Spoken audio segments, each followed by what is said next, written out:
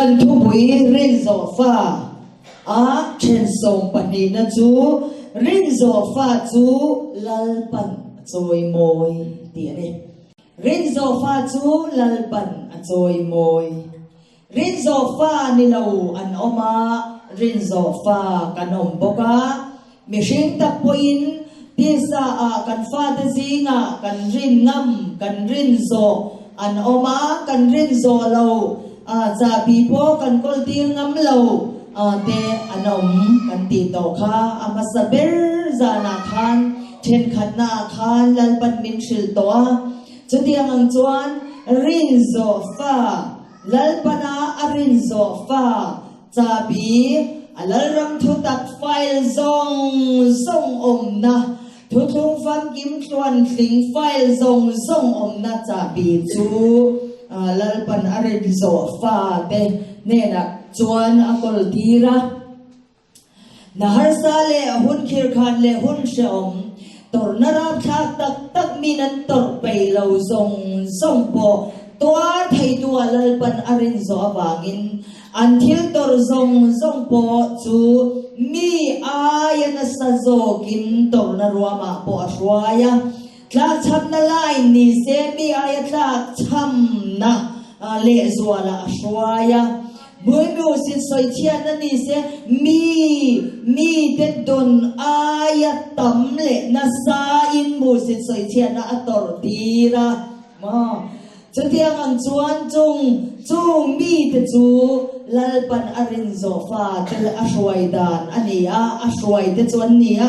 จุงมีเด็ดจูโมลัลปันอจอยมอยอันนี้ปัจจัยเลขทุเที่ยงลิมมิลาวเชียรังSam number za pariat na chang riat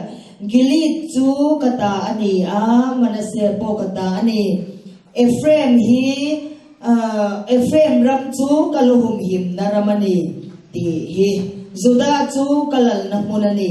Aziak luyami zo angin Ephraim ramchu kaluhum him naramani di in karanchiar ani chuan rombung riat chang som ni le pariat atangin ilaw chiara chang lar takani pathian mangai tu ama tumdan ang taka akawatetan chuan an than turin thil eng kim hi an lo thok sang vek pi kan sia afapa chu nau tam tak te singa fatir alo nei theinan asian lo ka te chu ama fapa an pui nge ya om turin arwa lok to sia chu mai ani lo arwa lok ate chu akau boka akau ate chu thiam ajan tir boka thiam ajan tir ate chu achoi moi boka ni lalpan athu kan chiar kan zawayatan atharin malmin sok sakro se rin zo fa chu lalpan achoi moi eng wangin nge rin zo fa chu lalpan achoi moi kan ti chuan rin zo fa om chun chu kan soi tong khan pathian fa pa nei chun lali swa krista kan mesia hi rin zo fa om chun chu ani chu wangin lali swa chia kharin zo pathian rin zo fa om chun chu ani awangin keima ani ho hian rin pathian rin zo fa keima ni chak na le theina manga pathian rin zo fa ni kan tum chuan kan fel nge nge don ani lali swa chau chu pathian in arin ngam arin zo fa ani chuti chuan ni china kan soi ang khan rin zo fa ni tum te rin zo lo fa inan chua kanga rin zo fa ni tum lo rin zo fa atana pathianin leilung pian ma dai atanga afa pa lal iswa krista arin zo fa a chuan min thain min lo ruat lo to ani ti lal pa thara bin fia tak le chiang taka asia tira pia mai chuan rin zo fa krista krista taksa ading chuakin rin zo fa krista fel na thiang lim na rin om na ting na chandap tua ni na zong chu vatrom vekin rin zo fa krista taksa Ephraim chu Ephraim Israel chu kan ni don ani chu ti chuan rin zo fa chu lalpan achoi moi kan han ti chuan rin zo fa chu pakhat chawa om lali so krista ni kan ti bok sia kaini ho hi rin zo fa atan chuan pathian chuan arin zo fa afa pa krista a chuan leilung pian mai min lo thanga chuti chuan ama fa pa bible pathian lekha thu ka chiara khan pathian mangai tu ama tumdan ang taka akawatetan chuan an thanna turin thileng kim hi an thok sang vekani aron ti phota pathian mangai tum anilo pathian mangai tu aron dile pathian mangai tu ti chuan jang som ni pakwa khan chung mi te chu ama afa pa chu una tam tak zinga fatir alo ni theinan asiat lo ka te chu ama fa pa an pui nge ya om turin alo ruat lok to si ati de lalpa pathian chuan luciferan vana pathian tan rin om lova hel na chok chua ka pathian ayaro pui zo le sang zong ni atum chia akhan lalpa pathian chuan rem ruat na fel tak nain atatuan program chu vara khan atuan aron tuan lok sa veka chumi nuwa chuan leilung te siamin thil siama alokal thil siama aron lut chawani ti lalpan min lo shil photo kha shenon le ila chú thì chuan và na in đầu na Lucifer na cho chua chia trăng chuan Pathianin ama Fapa Rin Zofa pakhat châu Pathian Fapa lali so Krista chuan leilung te pian ma te in Pathianin Fapa lali so Krista chuan min lo thangin tan min ruat dai to chu ti chuan lali so Krista chuan pa Pathian ni na arin Zofa atana min Krista min thanga min lo ruat lo tong chuan Fapa lali so chuan khopela lo kalin ti tur adai ta pa Pathian chuan ti tur a hen chua tur aron beta chu rol hen chua kin helei pun kho har taka suan re nei lo Pathian Fapa lali so Krista chu leya mi hring angalo piangin boy anga insiamin thi khop hialin apa idaron tir na chu aron thong zota across thi na ngei chu mi atram chuan rin Zofa Krista taksa in voina ban soi am khan kai ni leilung pian ma te Fapa lali so Krista min thanga atana min ruat tu chuan Krista nena chuan kempia omin thi in phuma omin thole Krista taksa chuan mi hring lam tel lovin mi hring chulwai boralin Krista thole taksa chuan min kai thouta ti chuan Israel thar mi hring thar tik takin min siam ta chu ti chuan ama Fapa an pui nge ya om turin leilung pian ma te traga lalpa pa Pathianin Asia lo ka te chu kan lo ni ta leilung pian ma te in pa Pathian chuan Asia lo to che ni atan ruwa to che ni atan min ruwa ta arin Zofa atan min thang to ni chu mi te reng chu lal iswa Pathian Fapa kong lau chu kong dam reng nei lovin min siam bi ka ni không e una nu zo ni kha lau ding fat ro se khovel ni shing zong lau kal ro se khovel ni shing zong hi mo chutiam ni tur chuan lal pa rin Zofa pa ina rin Zofa ni tur chuan Fapa Krista chuan thangin arwat vet lo ani Genesis mong khathisia makan mukhan van maurak chuwa tuyom te van maurak noya tuyom te ti dekha oma zene vekani alal ban min shilfia vek to kha tui fin ria thau chu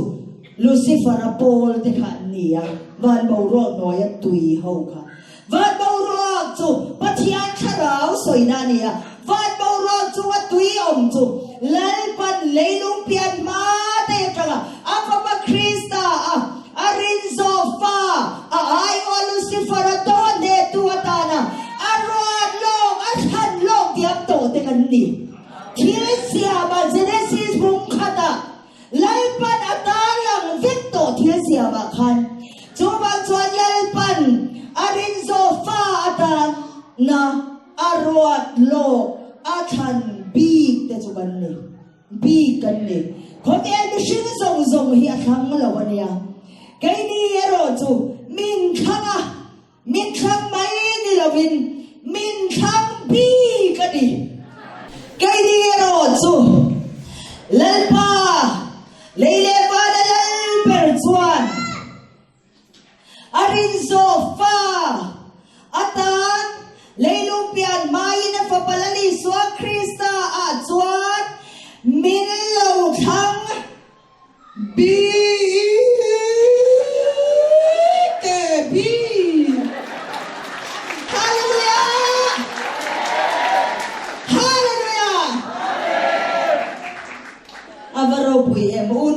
zo ni lalpan na mandan hi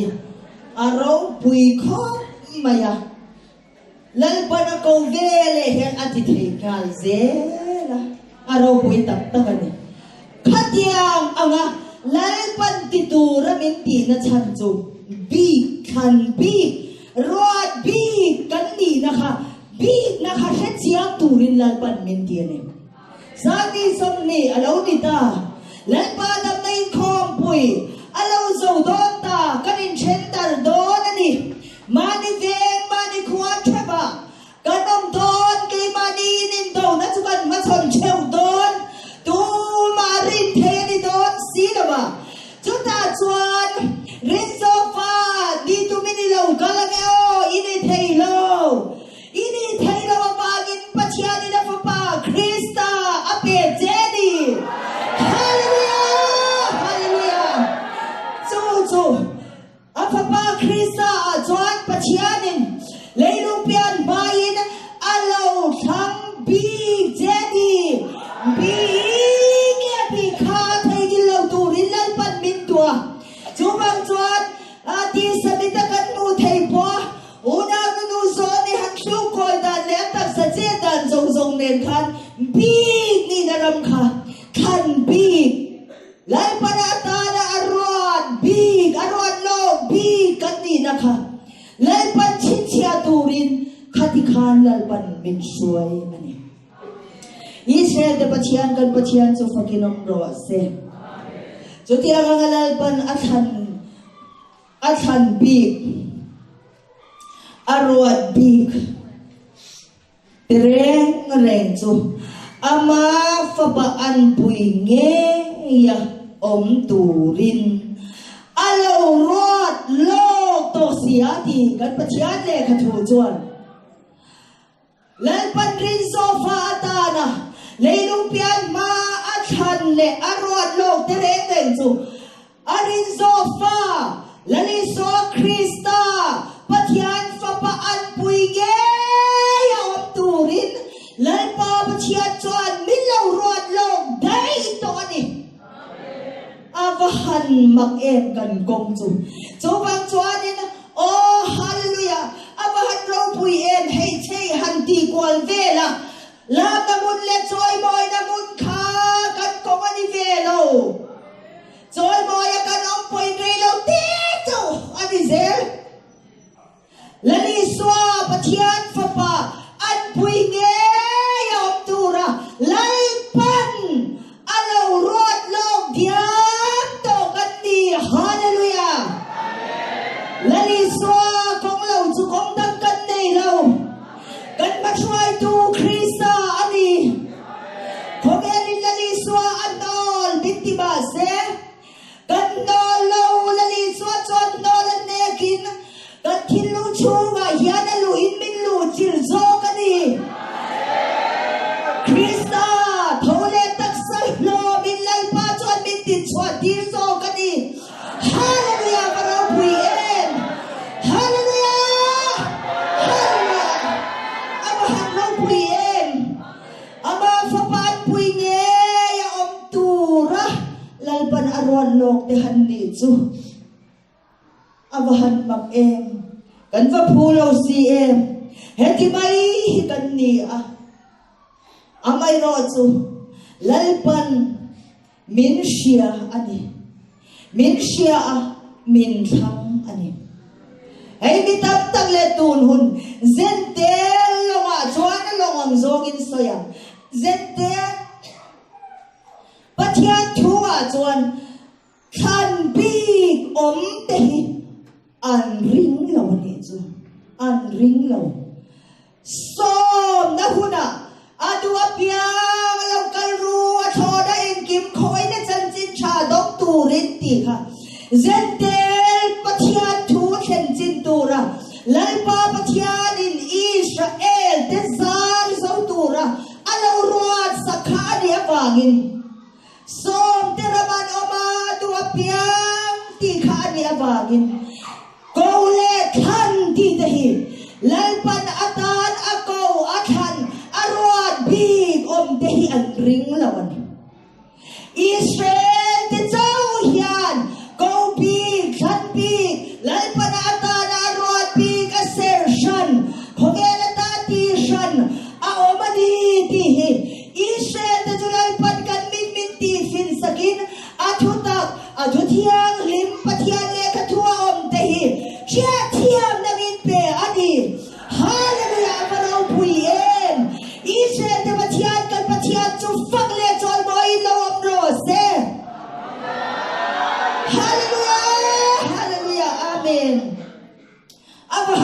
pui em lali son som te chu tam takan dia khan te ro chu tle te ati ti in asoya ma se khan om hi an ring lo mi zong ta na ni a boy lo po Greek po se a enge ni zuta po napi po om labin at titlat bay ni se tel hau chuan ma se he hu nu nga hian lani so Krista pathian rin zo fa om chun chuan cross a chuan aba ne na chuan kei ba ni mi shing pol lo zong ken pe na muna bin khen puya lali so ang taka om tu rangai pat min shwai ang chuan thila mon min shwai thengin phu na muna thole Krista taksa in Israel thar dingat tang pa thilong tilom tu lalpa pathiani na atsoy moi sak ni na muna chuan lalpa chuan min shwai lu ta ni so te chu tak takat ni at han te ro trep te ni ti thu hi lalpa min shia tira lalpa na ta na chan pi hi kanamani Israel pathiani thu asun na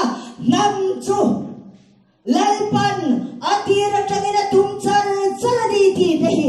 lalpa pathian chuan min shia tira ni avaro pui em som te hun atop to si a zentel te hau chuan soi ngai nan she to lo soi tur chu tam takan nei ma se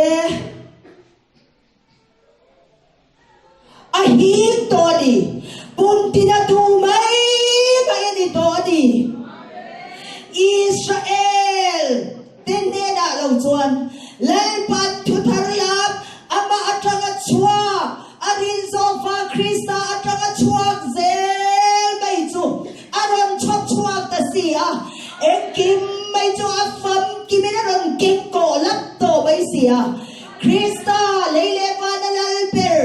adina pathian ni na se fam kim thil nong pali chuan min tin chua thirin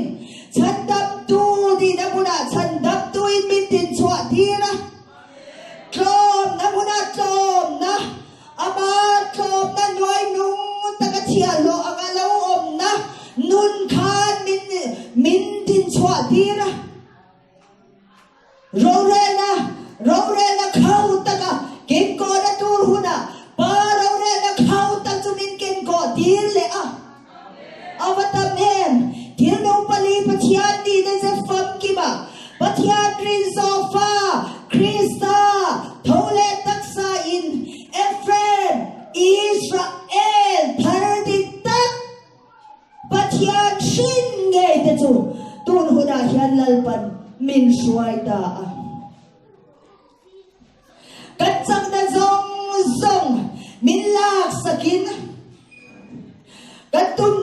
katum dan ya kan ngai dan tha kat ti dan zong min nol sakin mi aya mi zong aya retheina min tom ti ni pot mi zong aya retheina ruama min ta soi chia na min tor dir ve la in mi zong aya soi chia na san ta chuban chuwa a khen dira tla chap na ni se nan na ni se taksa thina chen hian te po ni se mi aya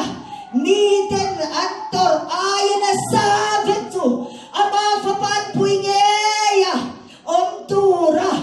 min ro turin sofa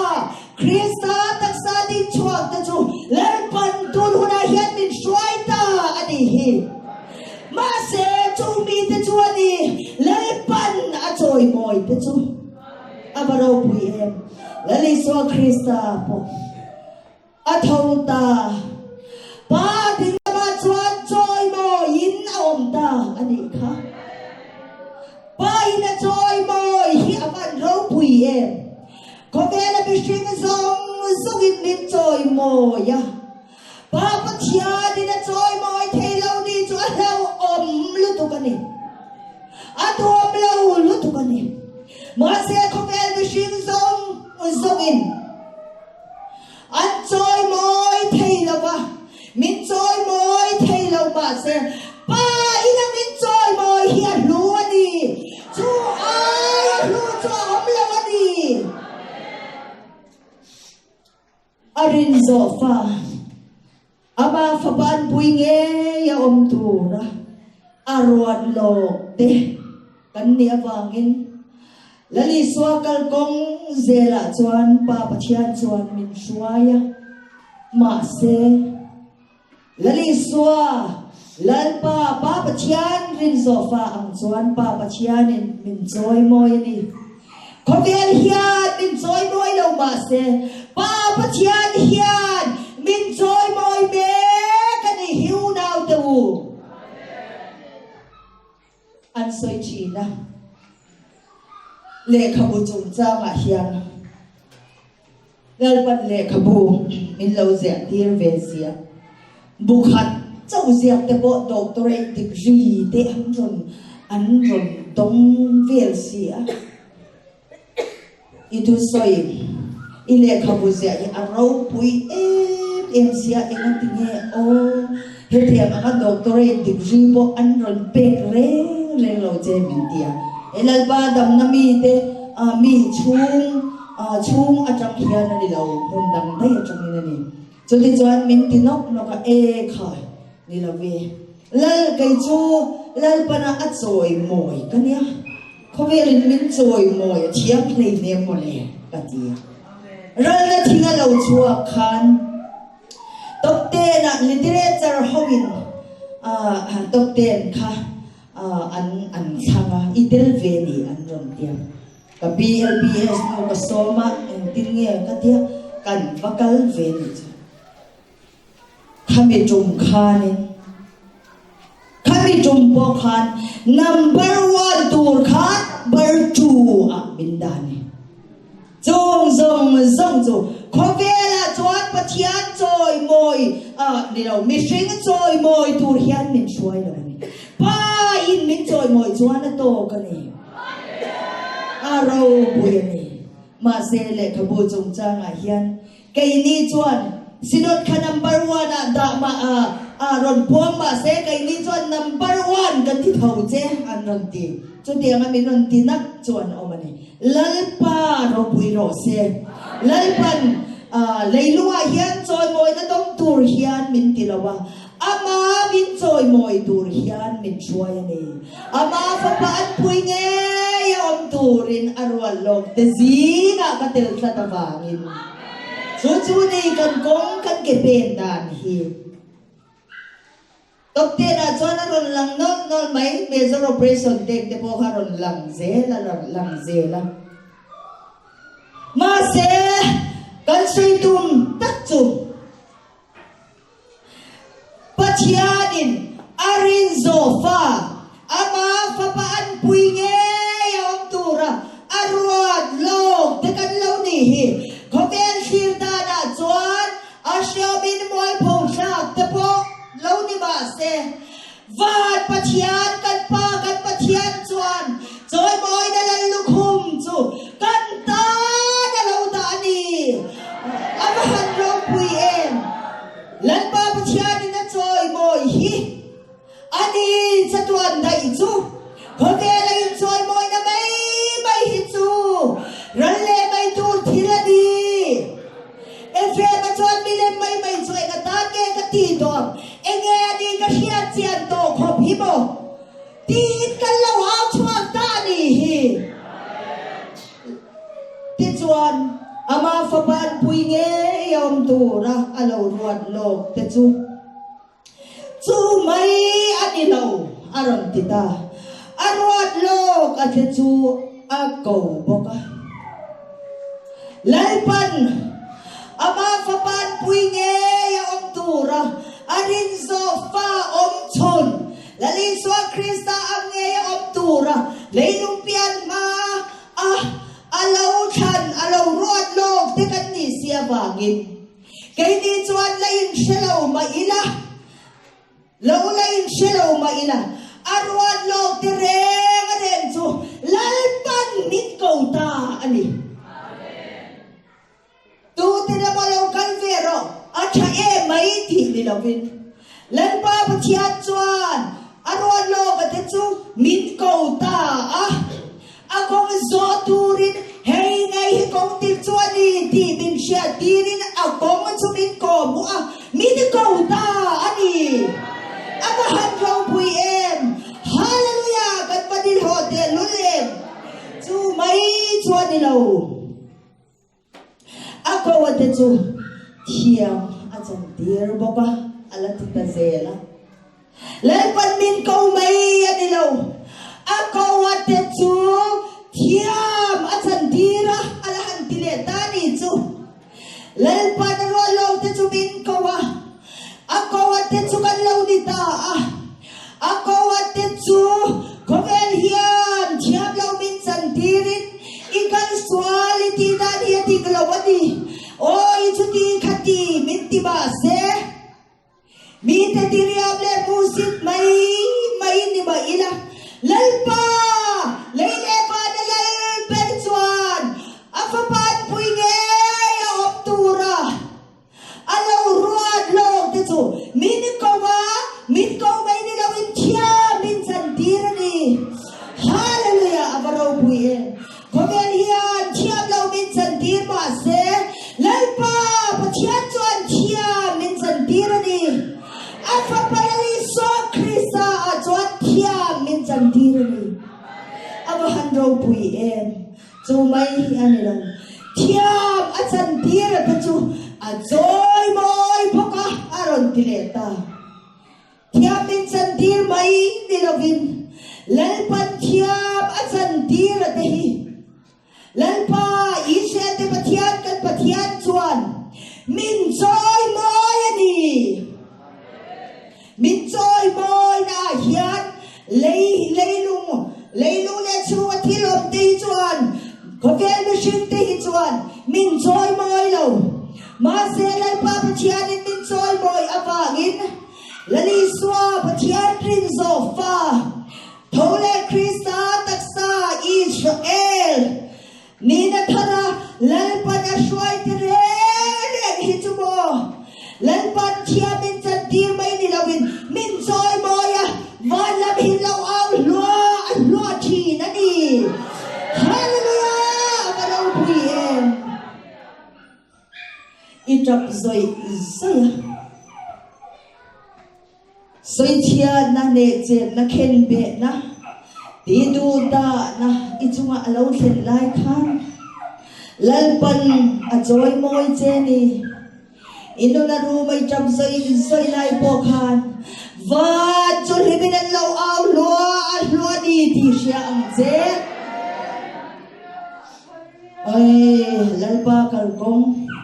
lali swa pathian rin zo fa kal kong nge chu kristani na chong puin thole kristani na ding chuakin taksa ding chuakin Ephraim Israel thar dik tak mishing thar pathian shin te thil nong pali ading chuaka ashwai mek tereng lalpa thin lung dam na adin chua tir chu gong azo tir tereng chu pa pathian hian min joy moi ni chu ishchi ni itrap ba inung room lai tak khan pa pathian chuan van lama chuan lo joy moi che van an aw lo hi shingai van chuan lo aw lo himinan lo aw thi na ni ti sia ang che lalpan arin zo fa chu lalpan a joy moi ni chumi mai baga chuan rin zo fa lalpan a joy moi na chu setana thin nu na lalpan arin zo fa te chu min vit ti thin setana thin nu na vit na chu mo kan mission na thi na zel hi setana thin nu na kan vit na chu ani chu tun huna hian he hunu pathian thu san na huna hian mo pathian thu number za number som ko pakwa point pakwa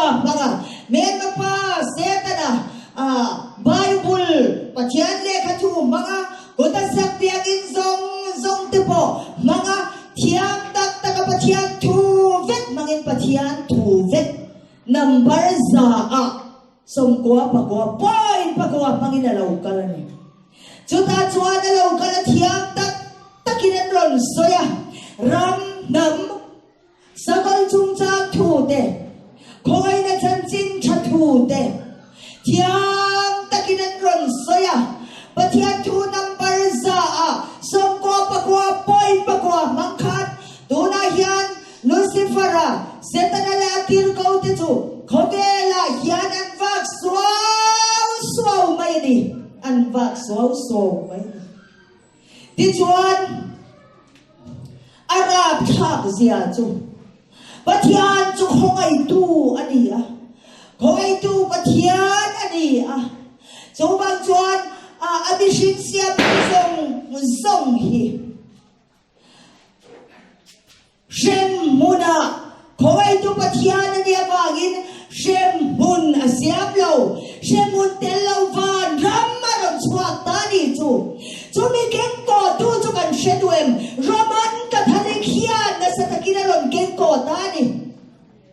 shem mun tel lo van ram pathian tu lo zong omte po di rose pathian chu mangai tu khongai tu ani awagin tu ma shem don lo pathian chu khongai tu ani mi zong alian ate enge ni in khia shan naom lawa in chung sa na in kwa san dial na ti khongai na thuk sung ti in khongai na thuk sung wa thang chuan anron auta shem mon tel lo van ram chu anron gol ta top mai ni chutia chuan sakol lai ram lo khet chawin arab tha kania o tun kan hun hi pathian ning lam tu piang mai ringot khalo ring swang che me ba pa se ta tir ko lucifer tir ko te hi bo khotela bi zam pui te shia da sang le ka em te thil ti theina le thil mak te ne na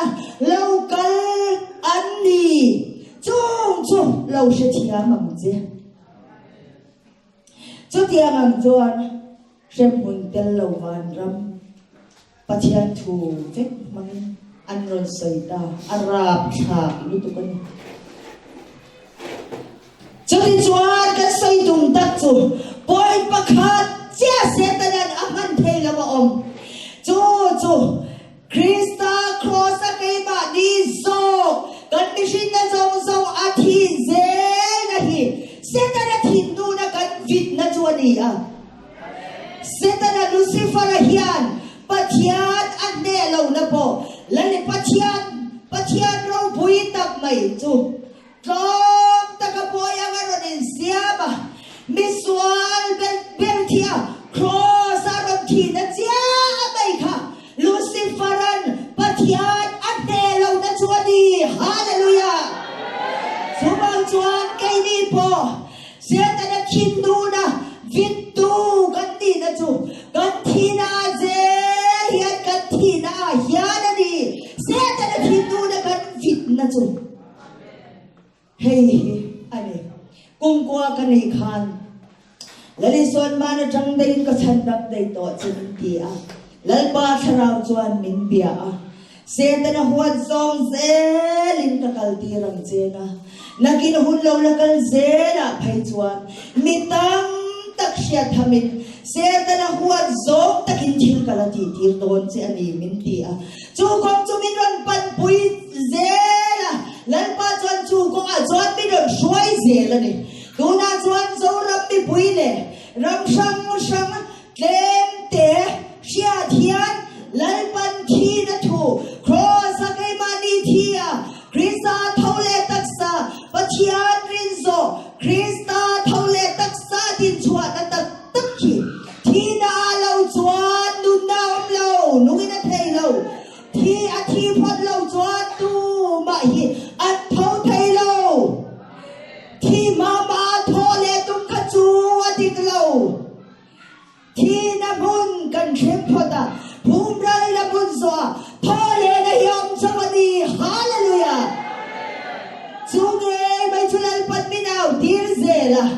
ti chuan mi zo ram le nam le ram dang mi te mi engamo zat a ne na ania ma se mi tam tak sia thaba se ta na thin no na lalpan min vit tira se ta na wat zong zel min kal ti na tura hian min zo ram le nam ri wat hian ni lo khovel bumi ma chon tura ni lalpan min ti ni chu ni lalpan kai ni unaw za akaw le than leilung pian ma krista than te lalpa kut le ke krista taksa arin zofa krista thole taksa ding chua ka mitle te manghian khovel ne tu di turin lalpan min thani na min pe khia pa lo pui em ti tu la cho tam si a ti tu la cho tam si a ek tin nghe ni am lan pa van pathian kan pathian chuan ek angin nghe kut le ke a min tran tir zel do ti kha kan ngai ven ero chu a hun tak zet zeta ani hi arin zofa ti chuan se ta na thin nu na vit tu a lalpan min na pathian thu sang tui pui em soya khatiang anga om ringot khan se ta na thin nun an vit phalo se ta na huat zong an soi phalo kadu dan kadishin na ni tin maya thi na zel mai hi se ta na chona huat perani hallelujah